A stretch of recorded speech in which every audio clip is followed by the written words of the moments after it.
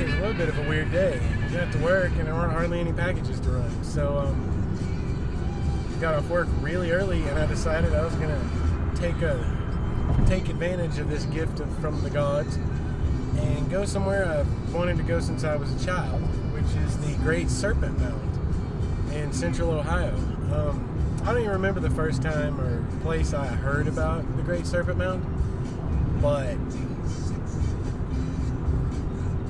I've always been fascinated with it. We tried to come here back in March for 6 weeks because I had all my Sundays off.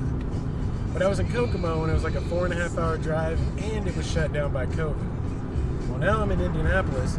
It's a 3-hour drive, and given that after next Friday there's a really good chance, no offense Indiana, that I'll never step foot inside your borders again, or be this close to Ohio and to the mound.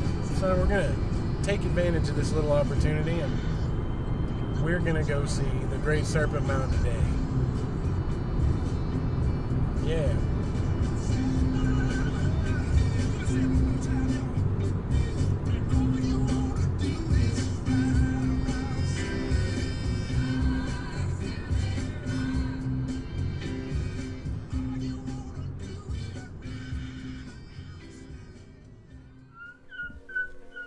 Okay, so I have made it here finally, and I only have 1 hour and 15 minutes to do this apparently, because they're going to close the gates on us.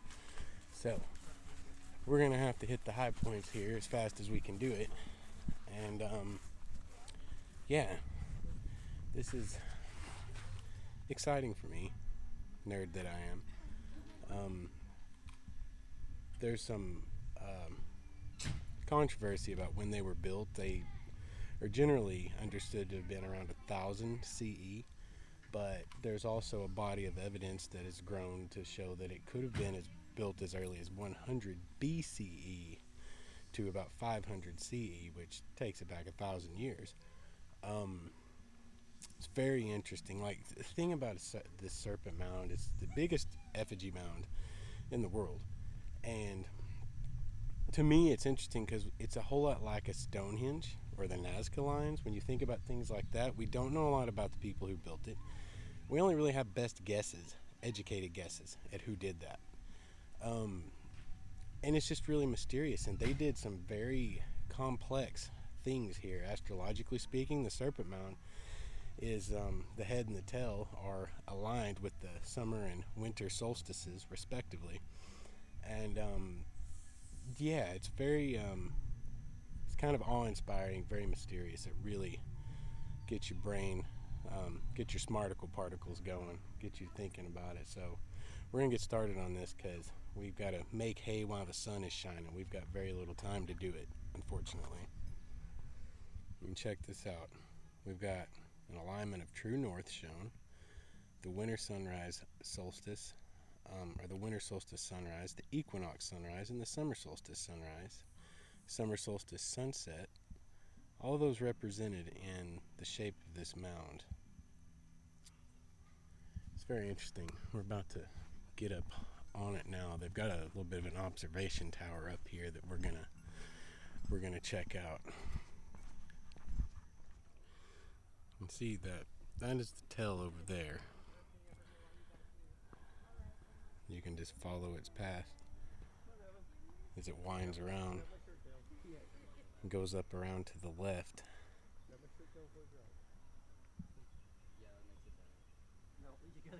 It's impressive. Interestingly, this is kind of the snake in ancient indigenous mythology and belief system was believed to represent the god of the underworld, which is definitely a sacred religious side. I'm going to walk alongside it here. I don't want to say lost 15 minutes because that was a really great conversation I just had with a small group of people, but and 15 minutes shorter than I had to make this video. This guy over here is ticking me off because they told me specifically I couldn't use a drone, and he's over there using a drone. Anyway, You can kind of see the contours. They think that at one point this may have been as high as 5 feet tall in places. Right now I'd say it's about 3.5 to 4 feet is where I'm standing. And it's over 1,400 feet long when you measure it out. And the time it was built, none of these trees would have been here because each one of these curves in the serpent's back would have pointed toward a place on the horizon where the sun rose or set, according to, or in conjunction with the equinox in that time frame.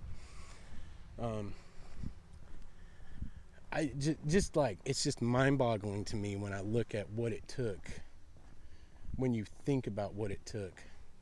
Not to necessarily build this, which that alone is impressive. Like, they built a solid base, they used rocks in places it would erode, like they intricately planned this out.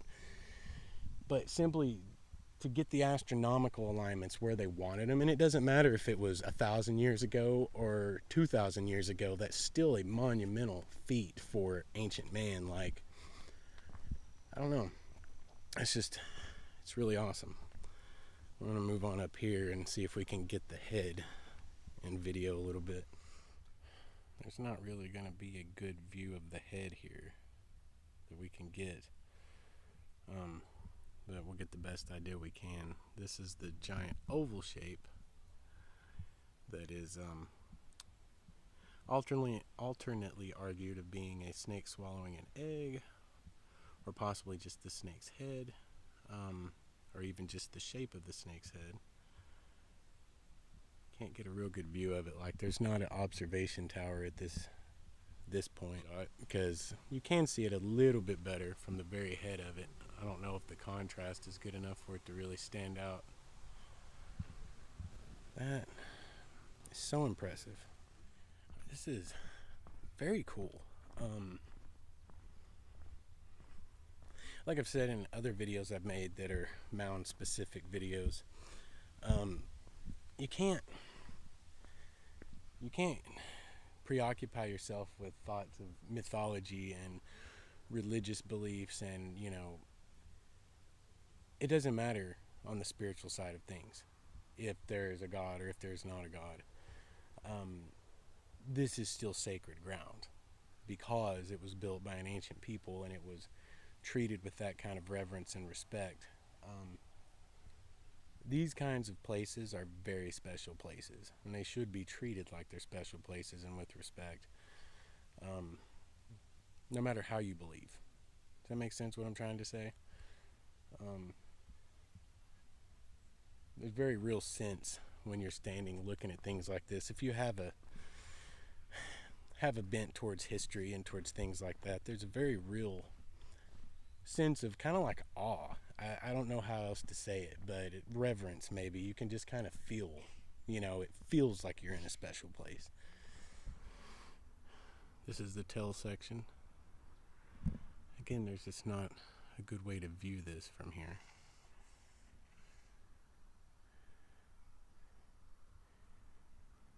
Wraps around and coils on itself.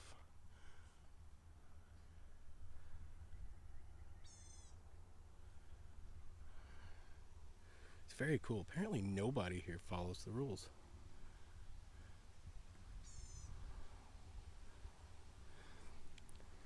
Not allowed to walk on it, not allowed to use drones, but everybody's doing that anyway, so there you go.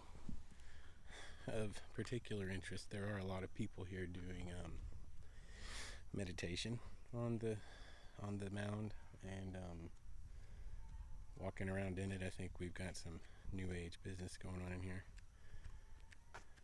Very interesting, to be sure. Oh, I think she's coming to lay down the law. Oh crap, I'll have to flip the camera. My bad. Got park staff coming out here. There's that one lady walked right into the center of the coil.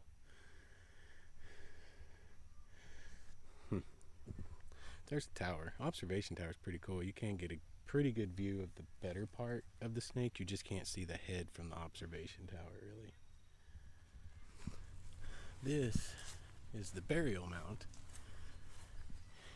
And this is confirmed to have been from the Adena culture, which takes it way, way, way back. The big controversy between the time of the building of the Serpent Mound and this mound is that the Serpent Mound carbon dates from about 1,000 years later than this mound, but the current thinking is starting to be that the Serpent Mound was maybe reworked by the later woodland period peoples, but was originally built by the people who built this mound, the Adena Mound.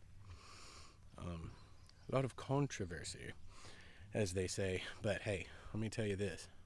There's always going to be controversy with anything like this that does not have completely concrete, verifiable origins. I've been here 30 minutes, and so far I've talked to many people, and the theories are broad-ranging all the way from, and make no mistake, I am disparaging no one's beliefs. I'm just reporting it as I heard it. I heard theories from that these were made by ancient giants, all the way to ancient aliens, all the way to, oh gosh, what was one of the other really good ones? But yeah, they're controversial. They're absolutely controversial. To scientists, they're not, because we can carbon date a lot of this stuff and get it within a certain range and get it narrowed down to, like I said, a best guess, an educated guess. But things like this that have no verifiably concrete origin, they're going to be controversial no matter what. And even amongst archaeologists themselves, they argue about the meaning of the astrological alignments and the original construction date and the original peoples who did it. So I think that's part of the draw, though, is it not, to things like this? Yeah, it's absolutely amazing. Giant earthwork like this that's so intricately put together. Like I said, it's similar to the Nazca lines, to Stonehenge, to so many other places like it, those being like the most notable. And just when you don't have a solid origin for it, everyone loves a good mystery, and everybody wants to posit a theory. And I think that's part of the big draw to it. So there it is, guys, the Great Serpent Mound. You may not find it as interesting as I do, but you know what? I make these videos for me, and if you just happen to like them, then that's great. But yeah, this is awesome to me, and I'm just standing here and sweating. It is so hot. But yeah, so anyway, glad you guys watched. I appreciate you coming along on this little adventure with me, and if you liked the video, please like and subscribe, and we will catch you next time.